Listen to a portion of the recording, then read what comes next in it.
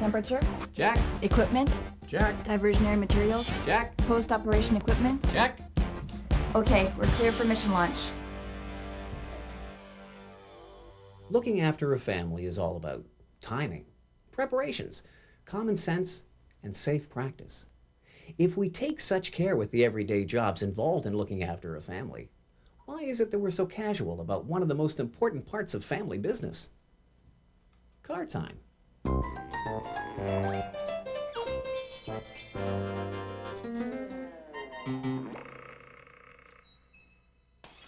As Canadians, we're very dependent on our cars.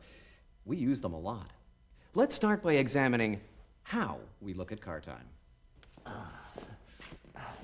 If we're heading out on a major trip, say between cities, we generally tend to buckle up and make preparations for a safe trip. However, most car travel involves driving no more than a few kilometers from our home. We tend to look at the car as a convenient way to get from point A to point B on short trips. But this is when a lot of collisions happen, right near home. And when we're too casual about how we prepare for these car trips, the consequence of crashes, even at low speeds, can be tragic. It's a kind of human behavior that mystifies scientists and safety people, because taking care of ourselves and our passengers when it's car time ought to be as natural as this. Or this.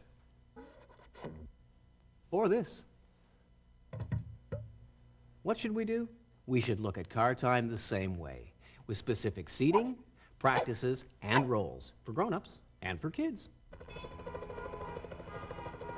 There are so many types of vehicles on the road today. Cars, vans, sport utility vehicles, station wagons. But to be truly safe as a family, the only way to look at a car is like this. You gotta think of the rear of the car as the kid zone! A place to have fun, to read, listen to music, play games, be part of the action, and enjoy the ride! And you've got to reserve the front of the car as the place for adults only. Look, honey, I've got tickets to the premiere. And the reason the front is for adults only is that's where the airbags are. And airbags are for grown-ups. Are airbags safe or are they dangerous? I don't know, and I'd like to know. I don't know what happens when they inflate. This is an airbag. Most of the images of airbags that you've seen have been in slow motion, giving you the impression that the airbag works just a little like this. No. In fact, the airbag deploys just a little like this, inflating in less than 1/20th of a second at up to 300 kilometers per hour. Well, let's have a look at that again. In fact, the airbag deploys just a little like this. Why so fast? Because at highway speed, everything happens very quickly. Whoa! And a collision at even 70 or 80 kilometers an hour, the airbag has to move fast in order to keep up with how fast your body is moving. And that's what the airbag is for, to protect you from serious injury during frontal collisions. How far back from the airbag should I be to be safe? In order for the airbag to do its job safely, you've got to do your job too. Driving like this is not safe, particularly in an airbag-equipped vehicle, because people who drive like this too close to the airbag are at the highest potential risk for injury from the bag when it deploys. Sit as far back as possible, with your feet still able to touch the pedals comfortably. If you're not tall, get the seat as high as you can get it, either by using the power seat height adjuster or the mechanical tilt and rake adjusters. The most important thing, keep that seat as far back as you can. The owner's manual for your car will probably show you how, and your dealer can help too. Seatbelts are still absolutely essential. They keep you from moving forward and out of place during a crash. And airbag alone won't protect you. Being a passenger requires special attention too. Sit back as far as you can, with your seatbelt on snugly, low and over the hips. And don't put things like laptops, lunch, plants, briefcases, or trucks in your lap.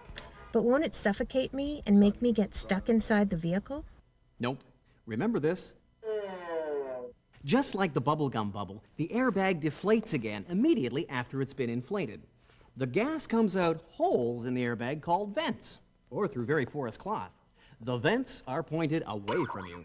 Now that my baby's too big for his rear-facing car seat, can I put him in a forward-facing car seat in the front? But my kids really want to sit in the front now that they're older. Oh, no. Hold it 1 second. Can I have the lights down just for 1 second? Okay. Look, this is really important. When a child is hit by an airbag, that child can be badly injured or even killed at any speed. And remember, in most makes of vehicles, there's no way to properly tether a forward-facing car seat in the front of a vehicle, so people, put them in the back. You don't know how difficult it is to get my kids to just sit down. If this were about swimming or getting on the school bus or bike safety, you wouldn't accept anything but the safe way, the right way. Car time has to be the same, even if you're just going to the grocery store. Make it fun and make it teamwork. Your job is to count blue trucks. Your job is to let me know when we've gone past 6 sets of stoplights, okay? Okay. And your job is to grow up, get rich, and look after your mother and me, okay? Okay.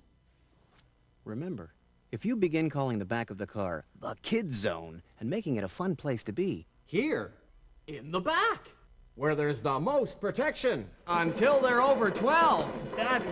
Maybe they'll stop asking to be in front, and everyone will be a lot safer. I can't stress enough how important car time is to your family's safety. You see, this whole business is always a little bit uncomfortable for us to think about, because we believe that a collision isn't going to happen to us. But crashes do happen, and the only way we're going to survive them is if we have as much going for us as possible. Remember, car time means Kids in the kid zone! properly restrained. Infants in a properly installed rear-facing seat. Toddlers in a forward-facing child restraint seat, tethered and belted with locking clip if required. Older children in a properly installed booster seat and belted correctly. Adults in the for adults only zone. Far back from the wheel, far back from the dashboard, properly belted, nothing in the way. The goal of this video is to help you think and act safely. The simple fact is that in a frontal collision, airbags combined with seat belts can and do save lives. They're safety devices designed to protect the head and upper body from injury during a collision. So use the safety features of the car correctly and put the kids in the back. It's worth it. Diaper bag in the back. Activity kit. Check. Check. And seat adjustment. Check. Tether strap. Locking clip. Booster seat. Check. Check. And check. Seatbelt. Engaged. Snuggly toy. Check. Dashboard. Clear. Kids in position. Check. Navigator! Dad, that's you! Sorry, yes? Belted on snug. Check. No briefcase on your lap. Check. Okay, Mom, we're clear for takeoff.